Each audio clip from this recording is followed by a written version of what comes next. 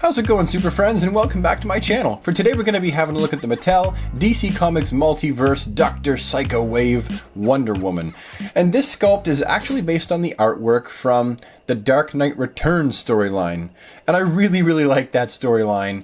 And it's cool that we finally have the Wonder Woman. It would be neat if we got a few more characters from that whole series of, it'd be nice to have the Green Lantern and the Aquaman and the Captain Marvel. But so far we have Wonder Woman, Superman, Batman, Flash, the Joker. We've got a plethora of different characters. And it's nice to have this Wonder Woman. So that's something I've been really excited about. Turning it around, we can see here that not only with the Wonder Woman, but if you buy the Cassie Wonder Girl, then you have enough figures to put together the Build-A-Figure Dr. Psycho, which is cool that you only need 2 figures to build this one, rather than 4 or 6, like normal. Anyhow, let's open her up, and let's see what we got in the package. That was weird, only 1 tape mark. Usually there's more than 1 piece of tape. Anyhow, now she's out, and let's take a closer look. So in the package, you get her made in China Amazonian dagger. Not a very imposing weapon, but accurate to the story. Except for the made in China stuff. I don't think that Amazonians get their weapons forged in China. You get the Dr. Psycho Build-A-Figure body, and the Dr. Psycho Build-A-Figure arms. We'll save those for the next video. And we also have the Amazonian Princess Diana Themyscira herself, Wonder Woman. And you know what? I think she almost perfectly embodies the artwork that Frank Miller gave us in The Dark Knight Returns. I think she looks damn amazing.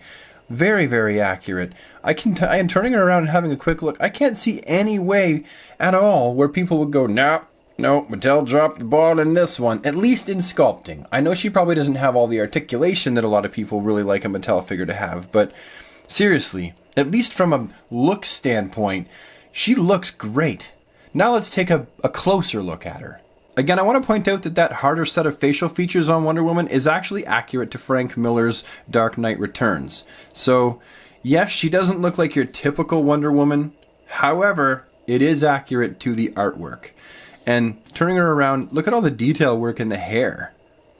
Man, the 4 Horsemen did a really good job sculpting this Wonder Woman. Then you've got, all the way down, you got her golden bustier, I'm not sure what you call it, and then her waist belt. I'm not even sure if that's really a belt. It doesn't look like it's holding her pants up. She's got her blue and starred bicycle shorts, and then her sandals, boots. I am just crapping the bed on this. I don't know what to call half this stuff. Anyway, you can see it. She's wearing, and I think they did a good job on her arms here. She's got her bracers, a very different take on the bracers, and they got the string. But you know what? This Wonder Woman looks more Amazonian than, say, the classic Wonder Woman. I do prefer the classic look better, but she definitely looks more Amazonian, aside from the starry bicycle shorts. They've even gone as far to sculpt abs and a little belly button on this Wonder Woman. She's really quite imposing looking, like she could give any supervillain a run for their money. Really impressed with her. Now let's get into the articulation. Now articulation for Wonder Woman is going to be as follows. Her head's on a ball joint. The hair does restrict a whole lot of that movement. There's not really a whole lot that you can do with that head. Left and right a little bit. The shoulders are typical of a Mattel figure. They go around 360. They're on that hinge swivel. And then there's the bicep swivel here. You got the elbows and they can go, about that. That's what they can do. But they also swivel at the elbow. They got a complete spin, and then the wrists are going to have the typical spin rotation there. Nothing else. They can't. There's no hinge. They just spin. The waist can go around 360 completely, although I'm not really sure why Wonder Woman would want to be looking down at her butt. You've got the groin articulation, which is going to be typical of DC Universe Classics. Not up here. It's hidden a little bit better than the older style DC Universe Classics, but inside here it's the same. It's that hinge swivel. Then you've got her. There's articulation here. They hid that well. They have articulation right here at the cut of her bicycle shorts. Spins around like that. 360. She's got. Oh, that's tight. It's not too tight actually. It's not. I haven't had any fear of breaking her yet. If you're wondering, all the articulation and the joints seem firm, but not brittle. But that's what you get for her legs.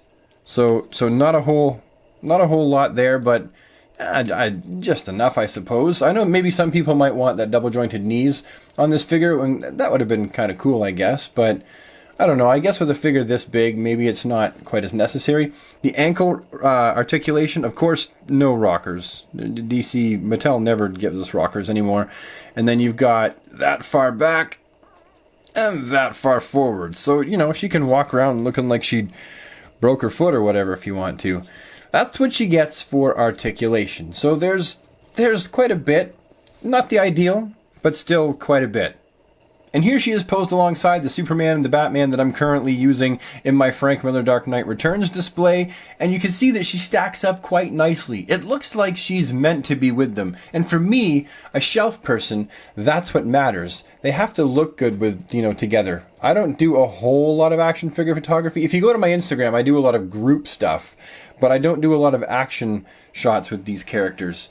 I just pose them together. And she looks the part. She looks to be the right size. So that's a good thing. I'm just going to take Superman and Batman out, and I'm going to bring in Carrie Kelly Robin for the size comparison, and I'm going to bring in a DC Universe Classic scale Flash, because they made the Flash obviously much thinner.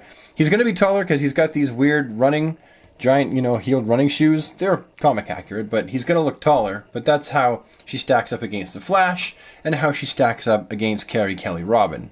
Also, for our trip down size comparison lane, I've cracked out two Wonder Womans, the DC Universe Classics Wonder Woman and the Big Barda DC Icon 7-pack Wonder Woman, and she dwarfs both of them. She makes them both look quite small. This one's almost as tall, but not nearly as girthy, and this Wonder Woman is smaller in every way. Even her hair is smaller. She's got big hair. And here we have He-Man and Lion-O posed with Wonder Woman. They're all of the exact same girth and scale. She fits in quite nicely with them. And here's a question for you. Who do you think would win in a fight? Wonder Woman, Diana, Princess of Themyscira, or He-Man, the most powerful man in the universe? Let me know in the comments down below, because I'm interested to hear what you all think. Also, here she is posed next to Hulk, a red Solo cup, and a lampshade. So folks, my final verdict on this Wonder Woman figure is I'm impressed. I can't figure out a reason to dislike her whatsoever. I love the sculpt. I like the skin tone. I like the color choices they've made. I just really, really like this figure. She's going to look fabulous on my Dark Knight Returns shelf. When I crack her out to do a little bit of action figure photography, she's got all the articulation that I'm going to need for the kind of stuff that I take pictures of. So I find myself incredibly satisfied with her. If you're on the fence about whether or not you should pick her up, my advice is go get her. What are you waiting for? She's probably one of the best DC Multiverse figures that we've seen since the wave started. At least one of the best ones to come out in the red packaging. That's for darn sure. Anyhow folks, that does conclude this video review of the DC Comics Multiverse Dark Knight Returns Wonder Woman figure. I really hope that you've enjoyed it. If you have, leave a like on it, leave any comments you have down in the comment section below. If you think you might like to see more of my kind of content show up in your inbox, well, just hit the subscribe button, ding the bell so that you never miss a video, and I'll see you in the next one. Thank you so much everybody, take care.